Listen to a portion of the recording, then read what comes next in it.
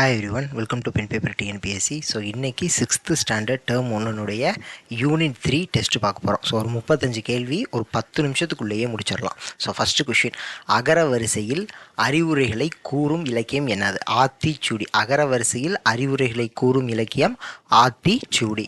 ஆத்திச்சூடியில் பார்த்தோம்னா அறம் செய்ய விரும்பு, ஆறுவது சினம், அப்புறம் இப்படியே போதில் சாதான் அகர வரிசை, அவ்வளோதான். ஸோ புதிய ஆத்திச்சூடியை இயற்றியவர் பாரதியார். புதிய ஆத்திச்சூடியை இயற்றியவர் பாரதியார். அடுத்து பொறுத்துக. இது ஒரு சொல்லகராதி கொஷின் தான்.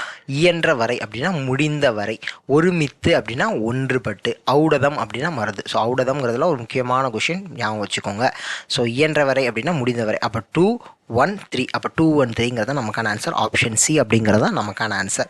உடல் நோய்க்கு ஔடதம் தேவை, உடல் நோய்க்கு மருந்து தேவை. அப்போ ஔடதம்ங்கிறது மருந்துங்கிற பொருள். அப்போ உடல் நோய்க்கு ஔடதம் தேவை. அடுத்த கொஷின், நண்பர்களுடன் ஒருமித்து விளையாடு. நண்பர்களுடன் ஒருமித்து விளையாடு. கண்டறி, பிரித்து எழுதுக. கண்டு கூட்டல் அரி கண்டறி, கண்டு கூட்டல் அரி கண்டறி. ஓய்வர, ஓய்வு கூட்டல் அற ஓய்வர, ஓய்வு கூட்டல் அற ஓய்வர. ஸோ இந்த பிரித்து எழுதுக சேர்த்து எழுதுலாம் எப்படி வேணால் கேட்கலாம். சொல்ல கொடுத்துட்டு பிரித்து எழுத சொல்லலாம், இல்லை அந்த இதை கொடுத்துட்டு பிரித்து எழுதுகிறத கொடுத்துட்டு சேர்த்து எழுதுகன்னு சொல்லி கேட்கலாம். ஏன் கூட்டல் என்று சேர்த்து எழுதுக. ஏன் என்று, ஏன் கூட்டல் என்று, ஏன் என்று. Option B. ஸோ அடுத்த கொஷின், ஔடதம் கூட்டலாம் ஔடதமாம், ஔடதமாம், ஔடதம் கூட்டலாம் ஔடதமாம். Option C. ஓகேவா. அதுக்கு அடுத்த கொஷின், தம்மை ஒத்த அலைநீளத்தில் சிந்திப்பவர் என்று அப்துல் கலாம் அவர்களால் பாராட்ட பெற்றவர். நெல்லை சு முத்து, நெல்லை சு முத்து. ஓகேவா. அடுத்து எதிர்ச்சொல். எதிர்ச்சொல்னா நல்லா ரவுண்ட் பண்ணி வச்சுக்கோங்க, ஏன்னா பொருள் தருகங்கிறதெல்லாம் யோசிச்சு நம்மளுக்கு கன்ஃபியூஸ் ஆயிடும். ஸோ எதிர்ச்சொல். அணுகு அப்படின்னா விலகு, அணுகிறது அப்படின்னா நெருங்கிறது, விலகுறதுனா அப்படியே விலகி போகிறது. இப்போ அணுகு அப்படின்னா விலகு. ஐயம்னா தெளிவு, ஐயம்னா டவுட்டு, தெளிவுனா கிளாரிட்டி. அடுத்து ஊக்கம் அப்படின்னா சோர்வு, எதிர்ச்சொல். ஊக்கத்துக்கான எதிர்ச்சொல் சோர்வு. அப்போ 2.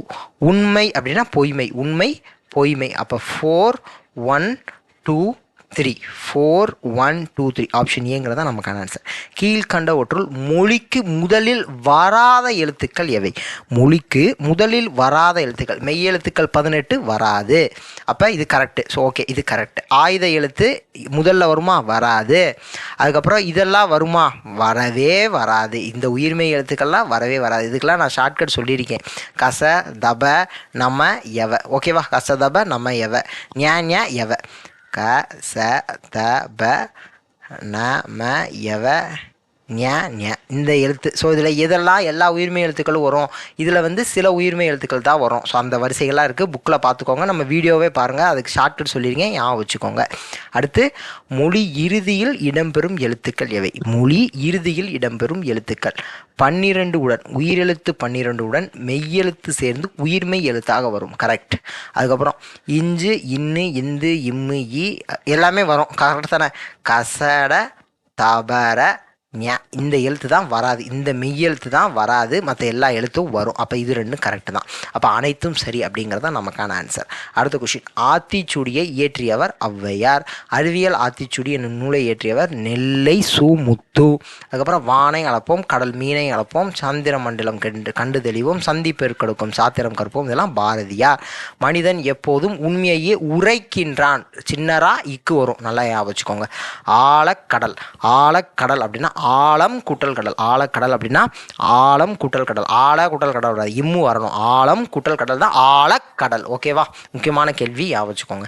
விண்வெளி அப்படின்னா விண் கூட்டல் வெளி விண்வெளி, விண் கூட்டல் வெளி விண்வெளி. நீளம் கூட்டல் வான் நீளவான். இல்லாது கூட்டல் இயங்கும் இல்லாது இயங்கும், இல்லாது கூட்டல் இயங்கும் இல்லாது இயங்கும். நுட்பமாக சிந்தித்து அறிவது நுண்ணறிவு. நுட்பமாக சிந்தித்து அறிவது நுண்ணறிவு. நூனு ஞாபகம் வச்சுக்கோங்க. தானே இயங்கும் எந்திரம். தானே அப்படின்னா தானியங்கி, தானே இயங்கும் எந்திரம் தானியங்கி. நின்று இருந்த அப்படி பிரித்து எழுதுக. நின்று கூட்டல் இருந்த நின்று இருந்த, நின்று கூட்டல் இருந்த நின்றிருந்த. ஆ கூட்டல் உருவம் அவ்வுருவம், ஆ கூட்டல் உருவம் அவ்வுருவம், ஆ கூட்டல் உருவம் அவ்வுருவம். ஓகேவா.